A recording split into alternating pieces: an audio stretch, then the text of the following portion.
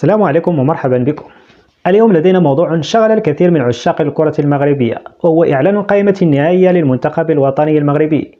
في هذا الفيديو سنقوم بتحليل كل تفاصيل القائمة، وسنتطرق إلى الأسباب المحتملة وراء استبعاد بعض الأسماء الكبيرة، وكذلك دوافع اختيار بعض اللاعبين الآخرين. سنغوص في التكتيكات ونتساءل عن خطط المدرب وليد الركراكي، ونستعرض بعض الأرقام التي قد تساعدنا في فهم اختياراته. ولكن قبل أن نبدأ، إن أعجبكم الفيديو لا تنسوا الاشتراك في القناة ووضع إعجاب للفيديو. أول ما أثار الانتباه هو توقيت إصدار القائمة، فقد جاء مفاجئا وبدون إعلان مسبق في موعده، حتى إن الكثيرين لم يتمكنوا من متابعة الحدث إلا بعد نشره مباشرة على الموقع الرسمي للجامعة الملكية المغربية لكرة القدم. وهنا يطرح سؤال مهم: لماذا لم يتم عقد مؤتمر صحفي كما اعتدنا عليه في مثل هذه المناسبات؟ من الممكن أن يكون المدرب والاتحاد قرر تجنب المؤتمر الصحفي لعدة أسباب. أحدها قد يكون الرغبة في تجنب الأسئلة التي قد تثير الجدل، أو تدفع المدرب لتوضيح أمور شائكة مثل غياب بعض النجوم. وقد ذكرت بعض الصحف أن المؤتمر كان مقررا في 11 صباحا، لكن يبدو أن هناك أسبابا غير واضحة أدت إلى إلغاء المؤتمر والاكتفاء بنشر القائمة. ما رأيكم في هذا القرار؟ هل تعتقدون أن المنتخب يجب أن يكون أكثر شفافية؟ دعونا الآن ننتقل إلى أحد أكثر المواضيع التي أثارت تفاعلا، وهو غياب حكيم زياش. فغيابه عن القائمة لم يكن أمرا عاديا، خصوصا أن زياش يعد من اللاعبين الذين يمتلكون خبرة كبيرة وموهبة مميزة. ولكن هل هذا الغياب مفاجئا حقا؟ عند النظر في وضع زياش الحالي نجد أنه لعب 19 دقيقة فقط في آخر مباراة له مع المنتخب المغربي، كما أن مشاركته مع نادي غالاتاساراي محدودة جدا. وفي عالم كرة القدم غياب التنافسية يؤثر بشدة على مستوى اللعب، خاصة عندما نتحدث عن المباريات الحاسمة والبطولات الدولية. البعض يشير إلى أن الركراكي ربما أبلغ زياش بأنه قد يجلس على دكة البدلاء في حال استمر على هذا الوضع، وهذا ما قد يكون دفعه إلى عدم استدعائه.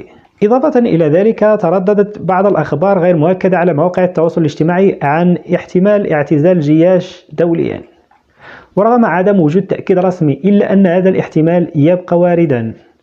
ما رأيكم؟ هل ترون أن الركراكي محق في استبعاد اللاعب زياش بسبب قلة مشاركته، أم هناك أسبابا أخرى خفية قد نجهلها؟ ننتقل الآن للحديث عن أسماء بارزة أخرى غابت عن القائمة. اللاعب غانم السايس مثلا، والذي يعتبر من أهم الأسماء في خط الدفاع. غيابه أثار استغراب الكثيرين، لكن إذا دققنا في مشاركته سنجد أنه يلعب فقط في دوري أبطال آسيا مع فريقه القطري، ولم يشارك سوى في 3 مباريات منذ بداية الموسم، وهذا العدد من المباريات قد لا يكون كافيا لمواجهة منافسين على مستوى عالي من البطولات القارية.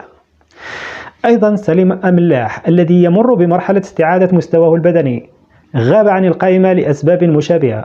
قد يبدو غيابه منطقيا بالنظر إلى جاهزية لاعبين آخرين في مركزه. ما رأيكم في هذه الغيابات؟ هل ترون أنها مبررة، أم أن المنتخب قد يحتاج إلى خبرة سايس في الدفاع رغم قلة مشاركته؟ من بين النقاط الإيجابية التي لفتت الانتباه هي عودة بعض اللاعبين المصابين الذين غابوا عن المعسكرات السابقة بسبب الإصابة، مثل نصير المزراوي مثلا. هذه العودة تعزز خيارات الركراكي في الجهة اليمنى وتمنح المنتخب قوة هجومية إضافية. أيضا نرى لأول مرة استدعاء حارس مرمى نادي الجيش الملكي أيوب الخياطي الذي تميز بأدائه المميز في الفترة الأخيرة. اختياره يمثل توجه الركراكي نحو منح الفرصة للاعبين جدد وإضافة عناصر شابة للمنتخب، خصوصا في مركز حساس مثل حراسة المرمى. لكن هل تعتقدون أن اختيار الحارس الشاب كان قرارا صائبا، أم أن المنتخب بحاجة إلى لاعبين بخبرة أكبر في هذا المركز؟ الآن ننتقل إلى الحديث عن خط الدفاع، حيث نشهد عودة آدم ماسينا بعد غياب طويل.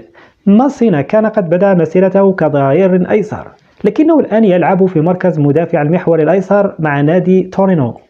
هذا يفتح أمام المدرب خيارات جديدة، فقد يستفيد من ماسينا كمدافع محوري إذا قرر اعتماد خطة ب3 مدافعين، ما يسمح للأظهرة بالتقدم ومساندة الهجوم بشكل أكبر.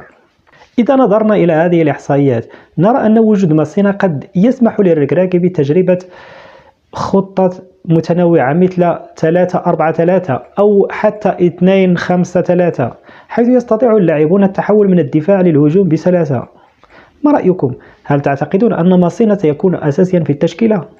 وفي خط الوسط يمكن القول إن المدرب يركز على الاستمرارية، فقد استدعى الركراكي لاعبين أساسيين مثل سفيان أمرابط الذي يقدم أداء رائعا مع فريقه الإيطالي، إلى جانب عز الدين وناحي الذي يثبت جدارته يوما بعد يوم. كذلك نرى لاعبا شابا واعدا مثل أمير ريتشاردسون يعود بعد غيابه عن المعسكر الأخير. هذه الأسماء تعكس فلسفة الركراكي في بناء منتخب يعتمد على التوازن بين الخبرة والشباب. ومن الواضح أن خط الوسط سيكون قويا وقادرا على مجاراة الفرق المنافسة، لكن غياب رضا بالحيان لاعب وسط هيلاس فيرونا قد يثير بعض التساؤلات، خصوصا أنه يقدم أداء جيدا في الدوري الإيطالي. هل تعتقدون أن خط الوسط سيكون قادرا على تحمل الضغط في المباراة القادمة؟ نمر إلى الهجوم، فقد استدعى الركراكي يوسف النصيري وأيوب الكعبي وسفيان الرحيمي. هؤلاء اللاعبون يتمتعون بالمرونة ويمكنهم التكيف مع عدة مراكز هجومية. سفيان الرحيمي على سبيل المثال يتميز بسرعته وقدرته على اللعب كجناح أو رأس حربة، وقد سجل هاتريك مؤخرا في مباراة ضد الهلال السعودي، ما يثبت جاهزيته. لكن هناك سؤال يبقى: لماذا غاب رضا بالحيان عن القائمة؟ هل كان بالإمكان أن يقدم إضافة هجومية للمنتخب، خصوصا أنه يسجل بانتظام مع فريقه؟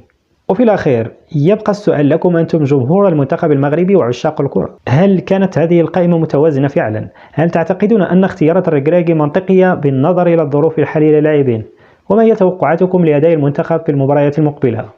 أتمنى منكم مشاركة آرائكم في التعليقات، تفاعلوا معنا وأخبرونا عن الأسماء التي كنتم تتوقعون رؤيتها وأي مراكز ترونها بحاجة للتعزيز. ولا تنسوا الاشتراك في القناة وتفعيل جرس الإشعارات حتى لا يفوتكم أي جديد. شكرا لكم على المتابعة، وإلى اللقاء في الفيديوهات القادمة حتى نكون على موعد مع المزيد من التحليلات لمناقشة كل جديد في الساحة الكروية.